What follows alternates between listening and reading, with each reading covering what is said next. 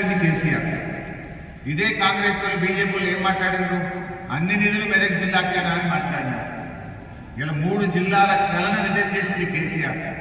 మెదక్ జిల్లా, సంగారెడ్డి జిల్లా, సిద్దిపేట జిల్లాలు ఏర్పాటు చేసి జిల్లాల కలను నిజం చేసింది కేసీఆర్.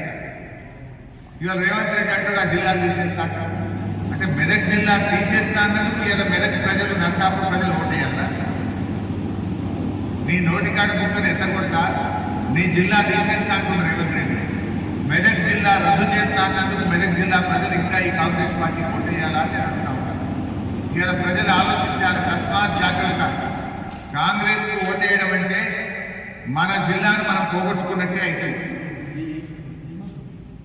మన జిల్లాను మనం పోగొట్టుకున్నట్టయితే ప్రజలు ఆలోచించాల్సినటువంటి అవసరం ఉంది.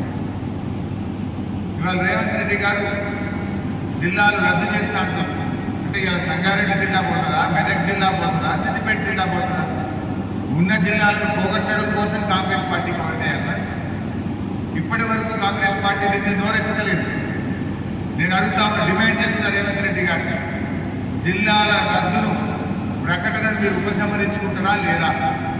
దీని మీద మీరు మాట్లాడలేరంటే జిల్లాలు మీరు రద్దు చేస్తారని ఈ జిల్లా ప్రజలు అనుకోవాల్సి వస్తుంది. ఎందుకంటే గత కొద్ది రోజులుగా మేము మాట్లాడుతున్నాం, మా కేసీఆర్ గారు మాట్లాడుతున్నారు, లేదు మేము జిల్లాలు రద్దు చేయమని మీ ప్రకటన మీరు వెనక్కి తీసుకుంటలేరు అంటే జిల్లా రద్దు చేయడానికి ఇలా కుట్ర పట్టిన మీరు జిల్లాలు రద్దు చేస్తారన్నటువంటి కాంగ్రెస్కు మెదక్ జిల్లా ప్రజలు, నర్సాపూర్ ప్రజలు గుణపాఠం చెప్పాలని చెప్పి కూడా నేను పిలుపునిస్తానని మాకు స్పష్టమైన సమాచారం ఉంది. అలాంటి వీడియోలను ఆల్రెడీ తయారు చేస్తూ ఉన్నారు. కొన్ని అభూత కల్పనలకు రూపకల్పన చేస్తూ ఉన్నారు. ఈ గోబల్స్ను, ఈ అబద్ధాలను ప్రచారం చేయొద్దని చెప్పి, ఈ ప్రచారాన్ని నమ్మొద్దని చెప్పి మెదక్ పార్లమెంట్ నియోజకవర్గ ప్రజల్ని నేను కోరుతా ఉన్నా. మా అభ్యర్థి వెంకట్రామరెడ్డి గారి మీద కూడా కొన్ని తప్పుడు వీడియోలను ప్రచారం చేస్తూ ఉన్నారు. ఆ వీడియోల మీద ఇప్పటికే ఎలక్షన్ కమిషన్కు ఫిర్యాదు చేశాము, పోలీసులకు కూడా ఫిర్యాదు చేశాము.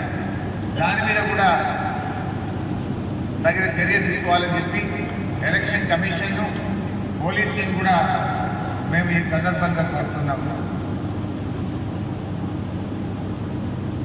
బీజేపీలో బీఆర్ఎస్లో చేరుతున్నట్టు, కాంగ్రెస్ అభ్యర్థి బీఆర్ఎస్లో చేరుతున్నట్టు ఒక ప్రముఖ టీవీ ఛానల్ పేరిట సోషల్ మీడియాలో వీడియోలు, ఫేక్ వీడియోలు రిలీజ్ చేశారు.